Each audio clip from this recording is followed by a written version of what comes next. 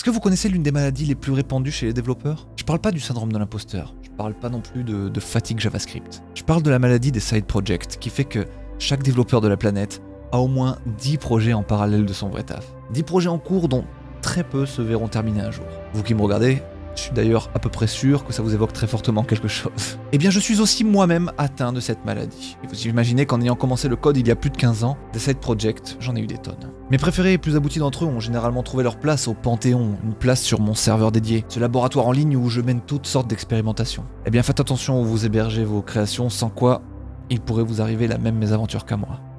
Celle de perdre 10 ans de projet, 10 ans de data, mais surtout 10 ans de souvenirs.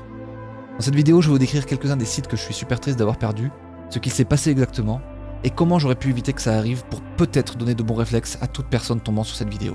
Laissez-moi être ce grand frère qui fait des conneries à votre place pour que vous n'ayez pas à les faire de votre côté.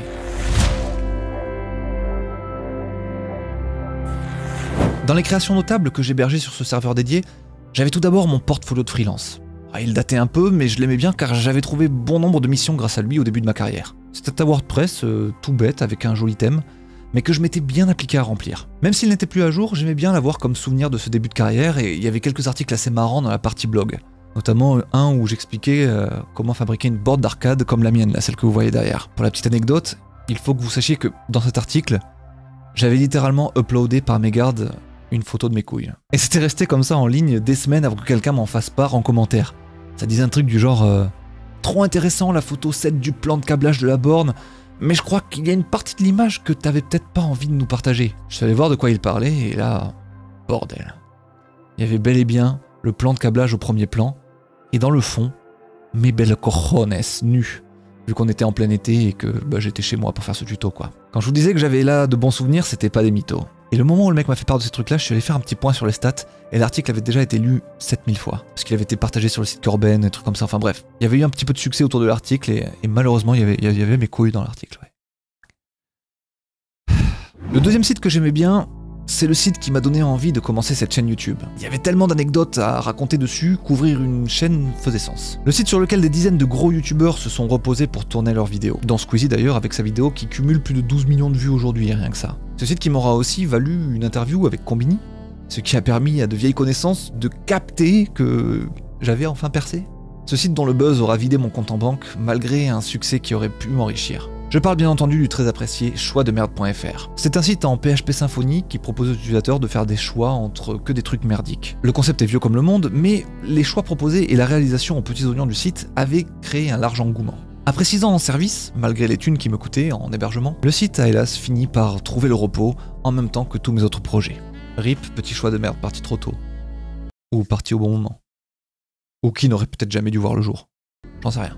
Quoi qu'il arrive, c'est à la base de beaucoup de choses de ma vie ce site, donc je l'ai quelque part dans mon cœur. Dans les projets un peu plus anecdotiques, mais que j'aimais bien quand même, j'avais des scripts Python qui parsaient des trucs sur Reddit et les envoyaient dans mon Notion pour m'aider à vous proposer du contenu un petit peu au quotidien. J'avais aussi un site un peu bizarre qui transformait votre téléphone en chauffage de poche. Le principe était simple, quand vous alliez dessus, le site se mettait à faire tourner votre CPU à fond pour miner des crypto-monnaies pour moi. L'usage du CPU faisait alors chauffer votre téléphone et de ce fait, vos poches pour votre plus grand bonheur. Je précise que je n'ai jamais fait de la promotion de ce site ou tenté de m'enrichir d'une quelconque manière avec. C'était juste un projet un peu marrant et totalement absurde que j'avais fait voilà, sur une idée un peu con. Enfin, dans les derniers sites que j'aimais bien, il y avait ces deux sites qui mettaient en scène le scan en 3D que j'avais fait faire de moi. On pouvait voir l'un comme mon portfolio de youtubeur et l'autre comme un hommage absurde à Daft Punk. Des projets importants dans ma vie car il m'avait mis un doigt dans le creative coding et m'avait donc amené à prendre contact avec un de ses plus prestigieux représentants, j'ai nommé Aristide Benoît. Et avec les rencontres viennent les voyages, et avec les voyages viennent les découvertes, et en fait, de fil en aiguille, tout ça, ça fait que ça m'aura mené à acheter mon premier appartement à Malaga. Cet appartement depuis lequel je filme cette vidéo. Et je trouve ça fou parce que ces petits projets paraissent si anodins, mais chacun d'entre eux m'a ouvert un paquet d'opportunités et a grandement impacté le cours de ma vie. Et c'est tout ça que ça représentait pour moi, ces sites. Il me rappelait des époques. Je me souviens exactement de chaque période que j'ai passée à les coder, de l'excitation que j'avais pour chacun d'entre eux, les bugs qui m'ont fait péter des plombs, qui m'ont fait perdre du temps, qui m'ont fait penser que j'allais me retirer définitivement du code. Bref, il est temps de vous expliquer pourquoi le Thanos du web est passé par là et a décidé de complètement nuke l'intégralité de mes sites.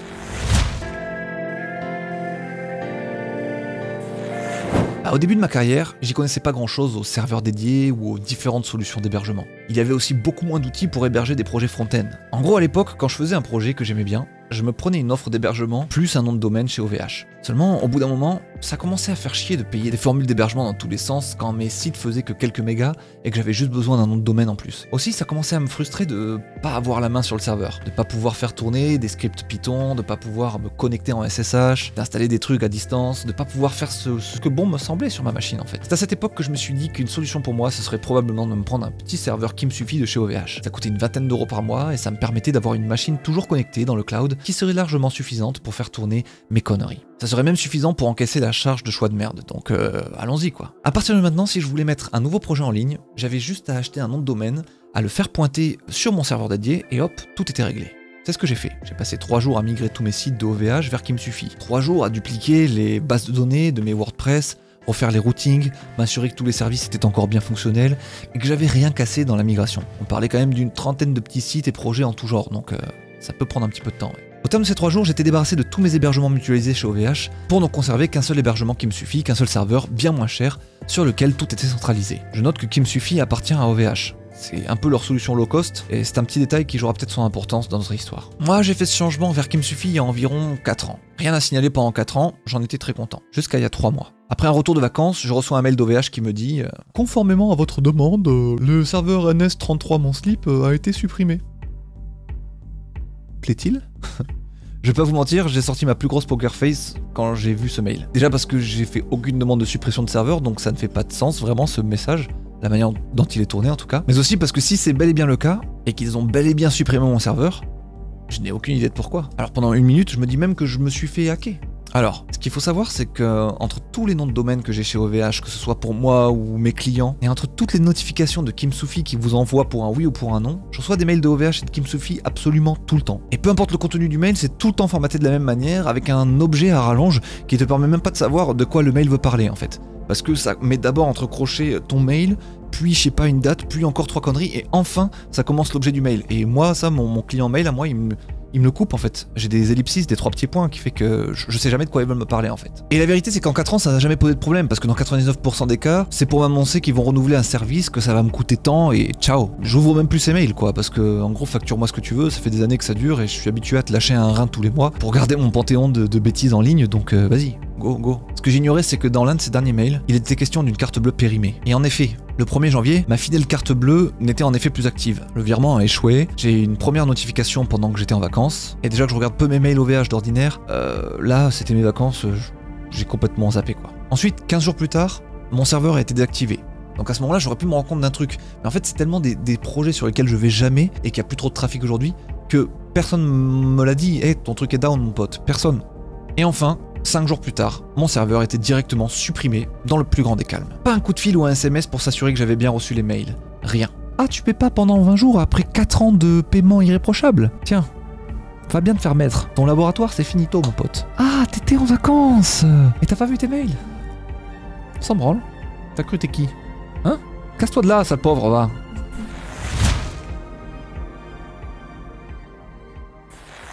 Alors disclaimer pour les plus gros rageux d'entre vous qui sont toujours trop contents de donner des leçons dans ces moments-là où il t'arrive un truc bien chiant, comme la dernière fois où je m'étais fait voler mon Mac, ou que ci ou que ça, où les gens te disent « Oh, ben t'avais qu'à avoir un AirTag ou t'avais qu'à faire des copies plus souvent, blablabla. » Petit message pour vous les amis. Je suis d'accord, je suis le premier fautif. J'aurais dû regarder mes mails, point. Ça pourrait s'arrêter là. Seulement quand les mails sont aussi mal formatés et que t'as tendance à spammer tes utilisateurs en permanence pour tout et n'importe quoi, tu ne sais plus ce qui est vraiment critique et ce qui ne l'est pas. Bref, j'ai perdu tous ces sites et ces souvenirs à cause d'une très mauvaise communication de la part d'OVH, je maintiens ce fait. Le fait qu'il n'y ait pas une seule tentative de communication par au moins 2 canaux différents pour une action aussi critique, ça me semble être une faute grave de leur part. Bref, dans la partie qui suit, on va mettre le négatif d'un côté et on va voir qu'est-ce que vous pouvez mettre en place aujourd'hui pour ne pas qu'il vous arrive les mêmes merdes. Premièrement, tentez d'avoir tous vos projets dans des repositories et tentez de les déployer automatiquement via la CI de votre repository. Deuxièmement, choisissez un hébergeur plus cool, moderne et dont le service est bien moins éclaté que chez OVH. Un hébergeur qui vous ne spamme pas de mails mal mis en forme. Oui, j'ai un peu le seum vis-à-vis de ça, oui. Pour ça, je ne peux que vous conseiller Hostinger qui est le partenaire de cette vidéo et chez qui j'héberge mes nouvelles créations depuis ce drame. Non seulement c'est un partenaire que j'aime trop pour la carte blanche totale qu'il me laisse sur mes sujets, mais aussi parce qu'à l'usage, c'est tellement 1000 fois plus agréable qu'OVH. Tout marche trop bien, lui est impeccable et vous savez à quel point je suis sensible à ce genre de signaux. Moi je me suis pris l'offre premium avec engagement sur 48 mois pour avoir un tarif au mois complètement ridicule. J'ai stockage illimité, je peux héberger jusqu'à 100 sites différents, ce qui est vraiment parfait pour mes besoins. Surtout que si vous utilisez le lien dans ma description avec le code promo BenjaminCode, vous avez encore 10% en moins sur le prix total. C'est vraiment trop cool.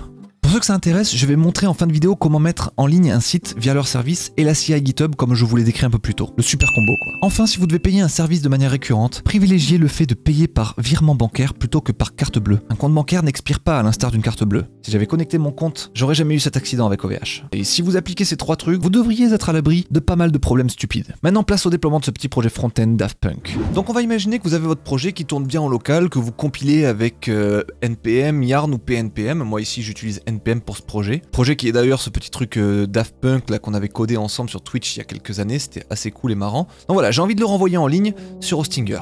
Maintenant, mettre un projet en ligne, ça peut être chiant parce que c'est plusieurs étapes. Il faut compiler votre fichier avec un npm run build. Et une fois que les fichiers sont compilés, ici, là, dans le dossier dist, il faut les prendre et les drag and drop vers votre utilitaire FTP. Ça peut être FileZilla ou je ne sais quoi. Mais ça, vous n'avez pas envie de le faire à la main à chaque fois. Et en plus, ça peut vous créer une différence de synchronicité entre votre repository et votre prod. Nous, ce qu'on veut, c'est déployer notre projet à chaque fois qu'on fait un commit sur la branche main. Et pour ça, il faut écrire une GitHub action qui détecte quand il y a un commit, qui compile votre code, qui prend les fichiers, qui les envoie lui-même sur votre FTP avec les informations qu'Hostinger va vous communiquer. Je vais vous montrer comment écrire tout ça, ça prend littéralement 5 minutes à mettre en place, ça change la vie. Alors vous n'avez plus vraiment d'excuses. Donc il faut commencer par vous créer un petit sous-domaine pour héberger votre side project. Donc moi je vais sur mon truc BenjaminCode TV là, je vais dans nom de domaine, sous-domaine, je vais créer le projet Daft Punk, j'ai dit vas-y mon pote, voilà. Ensuite il faut aller récupérer les informations FTP qui sont ici dans compte FTP. Donc vous prenez le nom de hôte, le nom d'utilisateur, et là, le mot de passe, si vous l'avez déjà quelque part, tant mieux. Sinon, vous le réinitialisez et vous le notez bien quelque part. Ces 3 infos, il va falloir les donner à GitHub. Maintenant, on va créer la GitHub Action. Et ça, je trouve qu'il n'y a rien de plus cool que de le demander à ChatGPT. Parce qu'en général, les GitHub Actions, c'est chiant à tester parce qu'il faut sans arrêt faire un commit, voir comment la GitHub Action se déroule. Et puis, il y a manière à se planter des tonnes et tonnes de fois. Donc, vous demandez à ChatGPT en français ce que vous voulez faire exactement. ChatGPT vous pond un truc. Il faut faire attention, tout n'est pas vraiment très correct. Genre là, par exemple, c'est pas remote dir, c'est server dir. Donc voilà, faut jamais faire confiance à 100% à ChatGPT, mais en tout cas la base est clean, vous pouvez la prendre, plus il vous explique comment ça marche, et si ça fait pas exactement ce que vous voulez, vous pouvez lui expliquer non, moi j'aimerais vraiment faire ça, dans cet ordre, tout blablabla, bref. Toujours est-il qu'il nous dit de créer ce fichier dans le dossier .github, ensuite workflows, et enfin ici on va créer le fichier main.yaml, et on va y mettre grosso modo ce que le chat nous a suggéré. Et donc, c'est ici qu'on retrouve l'information que vous donnez Hostinger. Cette information là qui est dans sous-domaine, c'est ce petit bout de chemin que vous devez prendre et que vous devez caler ici comme ça avec le slash à la fin, sinon ça marche pas. Vous lui dites d'aller choper votre compte compilé dans le dist et ensuite une fois que ça c'est fait, eh bien tu vas utiliser ce truc là de FTP deploy action et tu vas envoyer ça dans ce serveur pour cet username avec ce password. Et ça c'est les informations que vous a donné tout à l'heure Hostinger. Simplement pour l'instant, GitHub lui il les connaît pas ces informations, donc il faut aller lui donner en créant des clés secrètes. Donc là, vous allez sur le repository de votre projet, vous allez dans Settings, ici, là, dans Secret and Variable, dans Actions, et là, vous allez créer New Repository Secret, vous allez créer Password, Server and Username, et vous allez mettre exactement les 3 informations. Attention toutefois, petite subtilité pour le serveur, il faut pas mettre le FTP : juste le choice of dev là où ce qui suit votre FTP, ça sera suffisant. Si vous mettez FTP, ça va foirer. Donc voilà, vous mettez que ça, vous update, c'est bon. Donc là maintenant, GitHub connaît vos petits secrets. Et votre GitHub Action est bien écrit ici, donc maintenant il reste plus qu'à la committer. Donc git s, git add, git commit, creation of the CI, boom. Vous vous assurez que votre commit est bien passé, vous le voyez ici.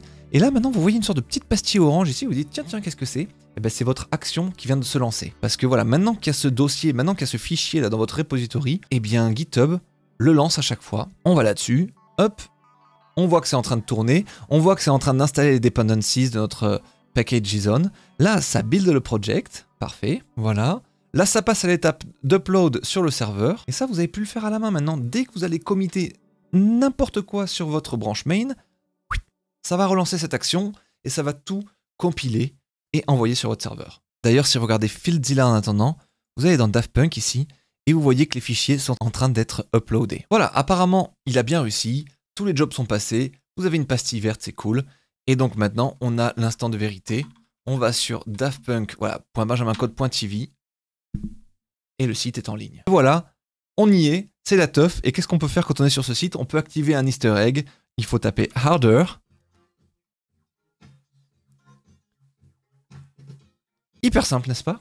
Je vous mets le lien vers ce repository dans la description pour que vous puissiez trouver exactement la GitHub Action. Vous pouvez aller voir exactement ce que j'ai mis, que vous puissiez la copier-coller si vous avez besoin pour vos propres projets ou quoi que ce soit. Si ça vous a plu, comme d'hab, pouce bleu, abonnez-vous. Et puis merci à Hostinger de sponsoriser cette vidéo et de me faire confiance sur la chaîne de manière générale. Je kiffe ce partenaire, ils sont trop cool. Et j'adore leur service sur lequel vous avez des énormes réductions si vous passez par mes codes promo et tout le bordel. Tout est expliqué dans la description. Je vous laisse checker ça. Je vous dis à très bientôt, c'était Benjamin Code. Ciao.